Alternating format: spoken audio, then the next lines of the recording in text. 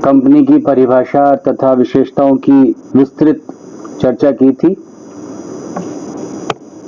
आज हम कंपनी के प्रकार या कंपनी के विभिन्न आधारों पर वर्गीकरण की चर्चा करेंगे।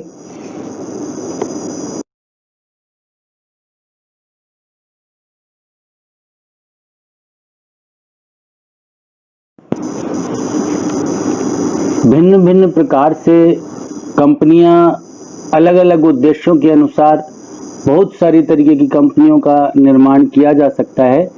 इस चार्ट में आप देख पा रहे हैं कि निर्माण के आधार पर, दायित्व के आधार पर, सदस्यों की संख्या के आधार पर, नियंत्रण के आधार पर, स्वामित्व के आधार पर और कैपिटल मार्केट में एक्सेस के आधार पर और अन्य कंपनियों के रूप में हम बहुत सारी वर्गीकरण कर सकते हैं, जिसके आधार पर बहुत सारी कंपनियां हैं।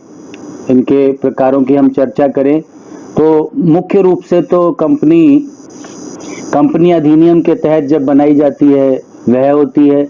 दायित्व के आधार पर बात करें तो सीमित दायित्व या सीमित दायित्व वाली कंपनियां होती हैं और निजी और सार्वजनिक कंपनी की चर्चा करें तो ये एक मेन प्रकार हो जाता है। कंट्रोल के आधार पर सूत्रधारी और सहायक कंपनियों के रूप में कंपनी के प्रकार बताए जाते हैं।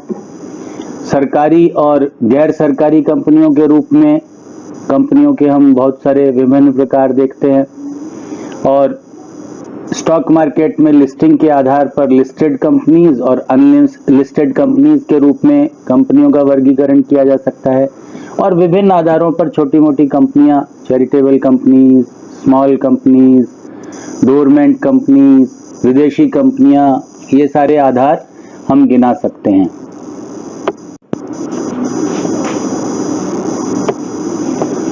सबसे पहले हम बात करते हैं निर्माण या समामेलन की विधि के आधार पर कितने प्रकार की कंपनी